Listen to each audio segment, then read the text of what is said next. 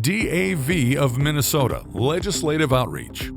The DAV of Minnesota, fulfilling the promises to the men and women who served. DAV of Minnesota promotes stronger, more effective public policies for veterans injured or made ill during wartime service. Legislative activities are a primary part of our mission. And a good way to think about it is every single benefit that our veterans have today at some point was a piece of legislation. At some point someone had to bring that to Washington, had to bring that to the state capitol here in Minnesota, and had to push for that to be enacted as law. We have Veterans on the Hill, we have pamphlets going out, and all of our veterans are organized together now. We're not separate units. And that's something that the legislature is understanding and is participating in and supporting us on. Throughout the state legislative session, DAV of Minnesota actively travels the state at numerous town hall meetings to gather additional information and ideas that build support for veterans. Because it's the only way it's going to get accomplished.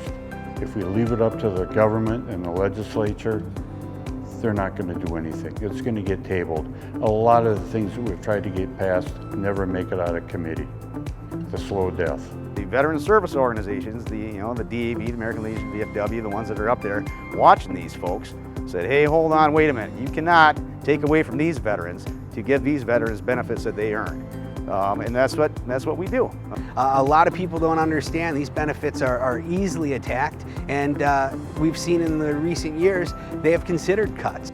Nationally, DAV of Minnesota lent our voice to federal initiatives, including support to ensure that exposure to burn pits and airborne chemicals are recognized by both the Departments of Defense and Veterans Affairs. DAV is always there fighting for new bills to go through for veterans. This is last year we had a bill go through that spouses of veterans that receive the property tax exclusion because their spouse was a higher percentage rating for disability. It used to be they could get 8 years property tax exclusion. Now it's a lifetime for the spouse or widow. The last 2 years have been just phenomenal to go down there and to see everything and be able to talk to your legislation about what's going on and what can be done and stuff like that, and it's really been, it's been an eye-opener, let me tell you. Been to a couple of Veterans on the Hill. The thing that really impressed me the first time is when you have 450 veterans in the rotunda of the state capitol and they're all saying the Pledge of Allegiance at the same time.